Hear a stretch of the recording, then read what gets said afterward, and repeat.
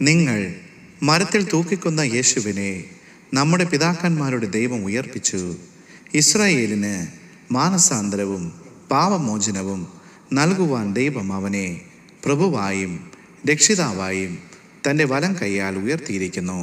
ഈ വസ്തുതയ്ക്ക് ഞങ്ങളും ദൈവം തന്നെ അനുസരിക്കുന്നവർക്ക് നൽകിയ പരിശുദ്ധാത്മാവും സാക്ഷികളാകുന്നു എന്നുത്തരം പറഞ്ഞു.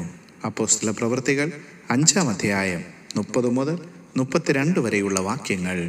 ആരിന്റെ പാപങ്ങൾ ചുമന്നൊഴിപ്പാൻ പരലോകം വിട്ടു നീ ഭൂവിൽ വന്നു. ആരിന്റെ പാപങ്ങൾ ചുമന്നൊഴിപ്പാൻ പരലോകം വിട്ടു നീ ഭൂവിൽ വന്നു. പാപം വെറുത്തിട്ടും പാപിയെ സ്നേഹിച്ച പാവനമാം നിൻ സ്നേഹം എത്ര